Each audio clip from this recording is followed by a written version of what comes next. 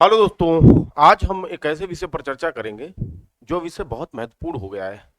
मैं आपसे जानना चाहता हूं कि भारत की शिक्षा को सस्ता किसने किया? क्या सरकार ने सस्ता किया है?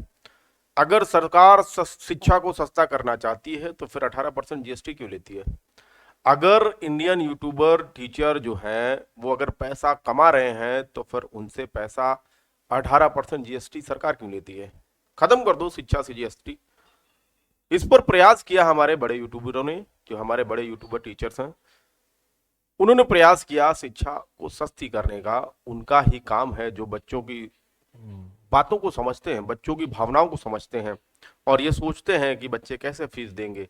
मैं खुद ऑफलाइन जब पढ़ाता हूं तो कई बार ऐसा होता है कि बच्चे से अगर बच्चे का फीस देने का टाइम हो गया है तो फिर वो बोलता है सर अभी नहीं दे पाएंगे, समस्या है। तो हम क्या उनको भगा देते हैं? क्लास से तो बाहर नहीं करते हैं। या भारत का ऐसा कोई टीचर है जो क्लास से बाहर कर देता है कि नहीं तुम्हारी फीस नहीं जमा है और तुम क्लास से बाहर हो जाओ? ऐसा तो नहीं करते होंगे। अगर कोई देश में जो मीडिया है अगर कोई भी बात बोलती है, अगर कमेंट करती है, तो फिर उसका जवाब दे तो रहे हैं खान सर। अब जवाब खान सर दे रहे हैं, खान सर तो दे ही रहे हैं, साथ में अभिनव सर भी दे रहे हैं, साथ में एग्जामपुर के आप जानते ही हैं विवेक सर को, वो भी दे रहे हैं। कैसे प्रयागराज में जब कैंडल मार्च निकाला गया तो 3 कोचिंगों को सील कर दिया गया, उनके इंक्वायरी ऑफिस को सीज कर दिया गया।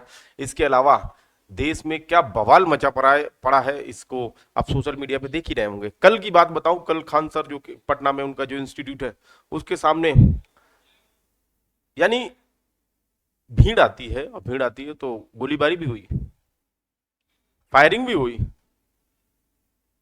किसने करवाया? क्यों हो रहा है ऐसा? अगर किसी ने करवाया तो क्यों करवाया? अगर जनता विरोध पे, खान सर के विरोध पे, तो क्यों है? क्या ऐसा किया है? जो काम सरकारें नहीं कर पाई उस काम को खान सर ने किया।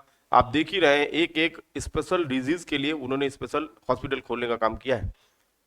मैं अभी देख रहा था उनका वीडियो, वो बोल रहे थे अंजना, अंजना तुम में दम है तो तुम जीडीपी समझा के दिखाओ। मैं दावे के साथ कहता हूं आधे से ज्यादा मीडिया कर्मी जो टॉप टॉप चैनलों पर काम करते हैं, मैं किसी चैनल का नाम नहीं लूंगा, आधे से ज्यादा मीडिया कर्मी उनको यही नहीं पता है कि जीडीपी क्या क्या है। बस उनका क्या लगा कि कैसे भारत आगे हो गया। हम अपने अपने विमान से प्रधानमंत्री भारत के प्रधानमंत्री उतर रहे हैं, उधर सी जिनपिंग चाइना के उतर रहे हैं, तो चाइना के सी जिनपिंग 3 साल छोटे हैं, प्रधानमंत्री मोदी जी 3 साल बड़े हैं, और चाइना के सी जिनपिंग हैंडल पकड़ के उतर रहे हैं। तो इस प्रकार भारत आगे हो गया, क्योंकि प्रधानमंत्री ऐसे ही उतर रहे हैं बिना हैंडल को पकड़े हुए। इस प्रकार भारत आगे हो गया। अबे हद है यार, कुछ ऐसे विषय पर बात करो जो असल में देश के हित में विषय हो। ये क्या विषय है कि देश हमारा आगे हो गया क्योंकि हमारे देश के प्रधानमंत्री विमान से उतरते हुए कुछ पकड़ नहीं रहे, बगल में हैंडल लगा उसको नहीं पकड़ रहे? हद हो गई। मैं जानना चाहता हूं, प्रशासन से क्वेश्चन करता हूं कि ये खान सर के इंस्टीट्यूट के सामने जो फायरिंग हुई है वो क्यों हुई है, किसने करवाया? इसकी पुख्ता जांच हो, इसके बारे में जानकारी मिले लोगों को, आक्रोश ना फैले। विद्यार्थियों के अधिकारों को उनको उनके अधिकार दिए जाने चाहिए। नहीं तो फिर समझ रहे हैं ना क्या होने वाला है। हमारे देश के युवा बहुत अच्छी तरीके से समझ रहे हैं, है ना। जो सीजेपी है, कॉकरोच जनता पार्टी के जो दीपके हैं, उन्होंने भी बोला है कि 6 तारीख को आ रहे जंतर मंतर पे धर्मेंद्र प्रधान का इस्तीफा मांगेंगे। और इसके अलावा 12 जून को लखनऊ में जो धरना होने जा रहा है। तो सारी बातें अच्छी नहीं है। बच्चों के अधिकार को उनको देना चाहिए। क्यों नहीं स्कोर कार्ड जारी कर दिया जाता यूपीएसआई का? क्यों नहीं, अगर धांधली हुई है लेखपाल, क्यों ना उस विषय की जांच कर ली जाए, आयोग जांच कर ले। जांच करने के बाद जो प्रमाण दे रहे बच्चे, उनके बच्चों को प्रमाण को जुटलाए, जांच करके दिखाए कि नहीं ये यहां पर आप गलत हैं। करोगे ही नहीं, जानते हैं ना गलत है आप। तो मेरे ख्याल से आप मेरी बातों को समझे होंगे।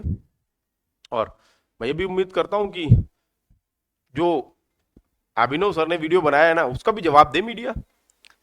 2.5 घंटे का वीडियो बनाया उन्होंने, और हर एक उस व्यक्ति को लतेड़ा है उन्होंने जो अंधे हो चुके हैं।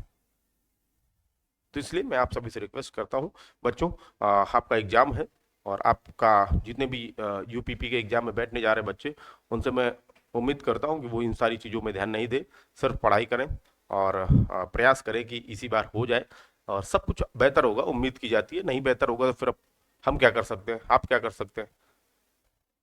सब कुछ तो सरकार करेगी ना। पर उम्मीद करते हैं सरकार से भी कि हम वो पारदर्शिता के साथ एग्जाम करवाएगी और बेहतर एग्जाम हो पाएगा, बच्चों को भविष्य के साथ नहीं खेलेगा। कोई भी अगर जो खेलने का प्रयास करता है तो उसको सीधे फांसी दे दी जाए, सीधे उसको चौराहे पे खड़ा कर दिया जाए कि इस व्यक्ति ने धांधली की करने का प्रयास किया है। मैं ये देख रहा था कि नीट का एग्जाम हुआ, नीट के एग्जाम में लोगों के जो ये आस्तीन है, ये आस्तीन है, इसको यहां से कट कर दिया जा रहा है, आधा कर दिया जा रहा है। लड़कियों की इयररिंग्स को निकाल दिया जा रहा है, लड़कियों के क्लचर को निकाल दिया जा रहा है। अरे भाई, लड़के धांधली थोड़ी करते, लड़के नकल थोड़ी करवाते। सिक्के निकलवा के फेंक दिए जा रहे हैं, बेल्ट निकलवा दिए जाए, जूते निकलवा दिए जा रहे हैं, लड़के थोड़ी करते हैं।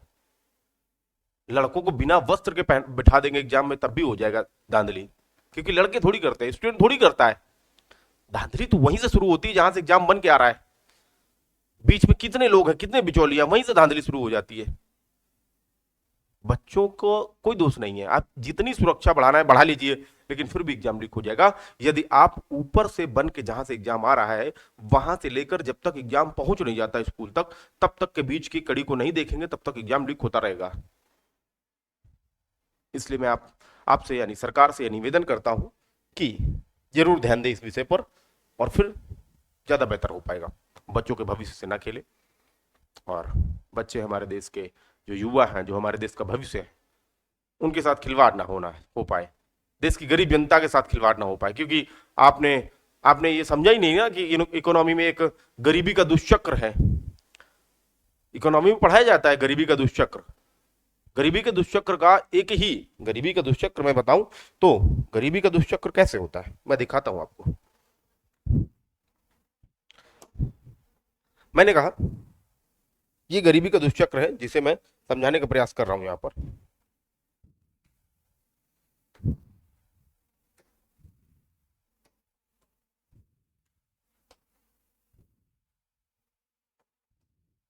मैंने कहा ये एक गोला है, सर्किल है। इस सर्किल का ना कोई एंडिंग पॉइंट है ना कोई स्टार्टिंग पॉइंट है। अगर इसमें कोई बच्चा फंस गया तो फिर इसी गोले के आसपास ही घूमेगा, इसी गोले के आसपास ही घूमेगा। घूमेगा ना, क्यों भाई, घूमेगा घूमेगा इसी के आसपास। अगर इससे कोई बाहर निकल गया तो इसके लिए फिर पूरा बोर्ड खाली है, कहीं भी जा सकता है, कहीं भी जा सकता है।